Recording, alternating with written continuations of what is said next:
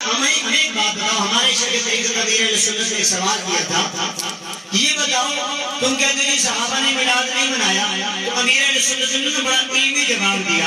امیر اہل سنت نے فرمایا صحابہ نے تمہیں بریانی بھی نہیں کھائی تھی، یہ صحابہ نے تو سیرت النبی کے جلسے بھی نہیں کیے تھے، یہ ختم بخاری کے جلسے، یہ دستار فضیلت کے جلسے، یہ فیضان قرآن کے جلسے، یہ تو میرے صحابہ کرام نے نہیں کیا۔ صحابہ کرام نے تو کوئی جماعت نہیں نکالی، 3 دن 12 دن 40 دن، یہ تو نہیں نکالے، تو پھر آپ کہاں سے ثابت کریں گے یہ سب کچھ؟ آپ ثابت ہی نہیں کر سکتے۔ اچھا ایک بندہ تھا بند عالمی نام کا، اور نیٹ پہ اس کے بیانات موجود ہیں، وہ کہتے ہیں جی یہ بڑی علمی بات کر دی جی، امیر اہل سنت نے کہ صحابہ بریانی نہیں کھاتے تھے تو ہم بریانی کھاتے ہیں۔ سرکار نے ہمیں زندگی کے سارے مراحل گزار کے عمل کر کے ہمیں بتایا کہ نہیں بتایا؟ اب بتائیں کھانے میں کدو شریف کھانا کیا ہے؟ کدو شریف کھانا کیا ہے؟ سنت ہے۔ لوکی شریف کھانا کیا ہے؟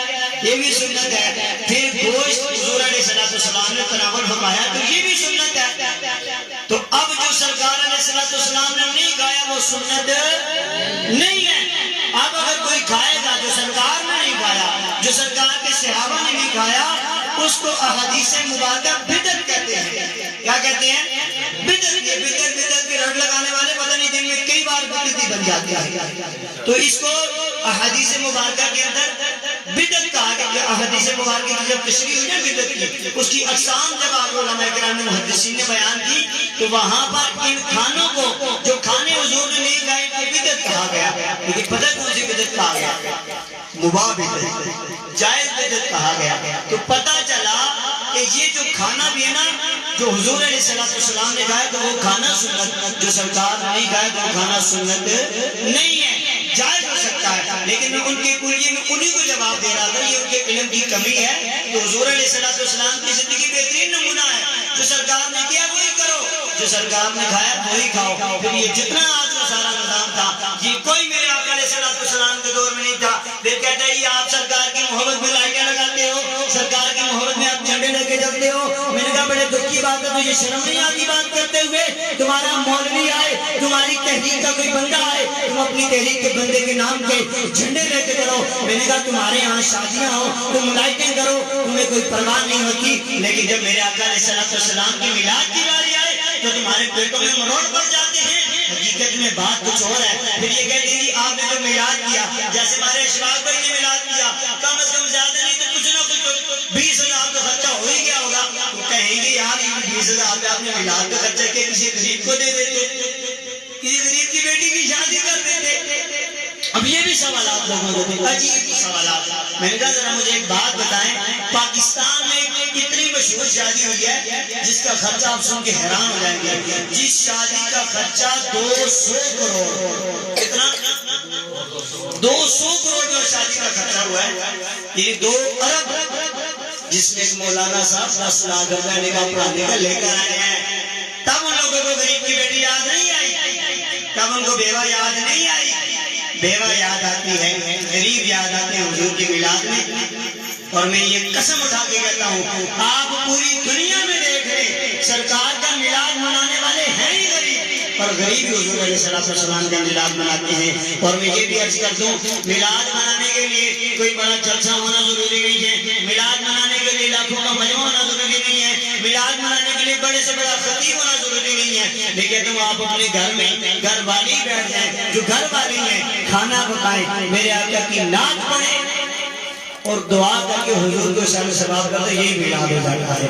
اور یاد رکھیے گا شاہ عبدالحق محدث دہلوی رحمۃ اللہ تعالیٰ علیہ فرماتے ہیں کہ جو اخلاص کے ساتھ سرکار کے میلاد میں 11 روپے کے چنے بھی خرچ کر دیتا ہے نا تو وہ بھی قبول ہو جاتے ہیں، ٹھیک ہے؟ تو وہاں پر اخلاص دیکھا جاتا ہے۔ اللہ کریم ہمیں حضور علیہ السلام کا میلاد خوشی سے دھوم دھام سے منانے کی توفیق عطا فرمائے۔ کسی ارے گارے کی باتوں میں نہ آنا۔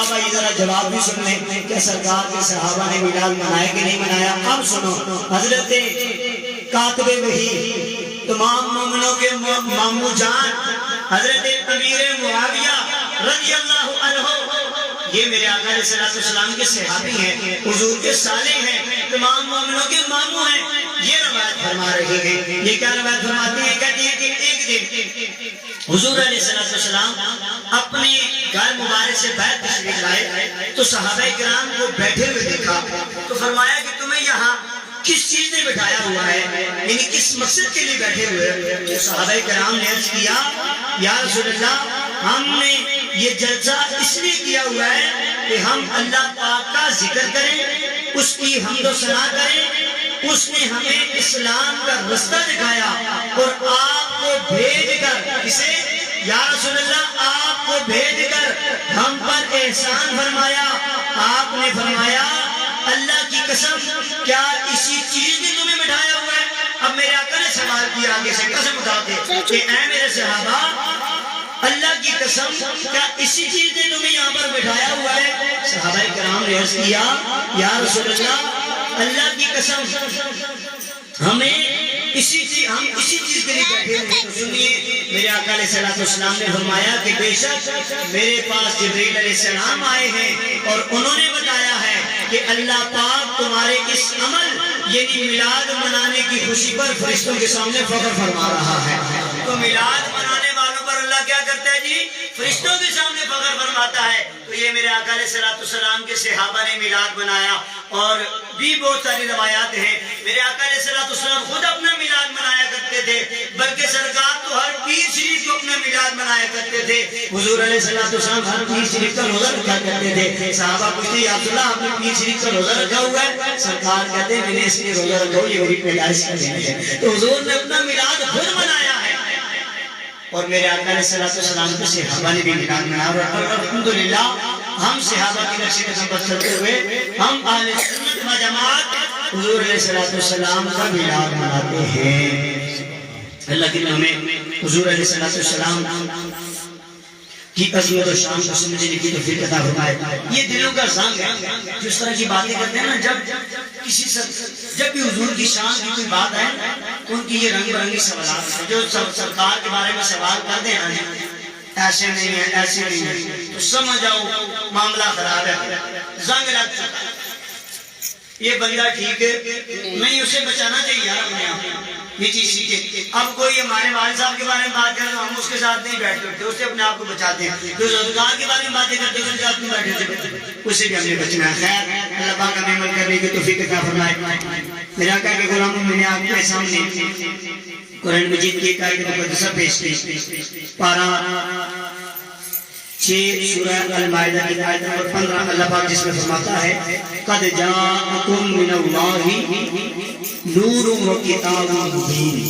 جیسے ہمارے گھر سے اختتام میں بھی بیان فرمایا کہ رب فرماتا ہے ترجمہ کنز ایمان کہ تمہارے پاس اللہ کی طرف سے ایک نور آیا اور ایک روشن کتاب آئی۔ جیسے کیسا فرماتے ہیں کہ کئی لوگوں نے اب نور سے مراد بھی قرآن کو لکھا اور کتاب سے مراد بھی قرآن کو لکھا۔ میرا ان سے ایک سوال ہے جب کتاب کا تذکرہ ہو گیا پھر یہاں پر نور کی کیا بات ہونے کی؟ پھر یہ چیز ان لوگوں کو سمجھ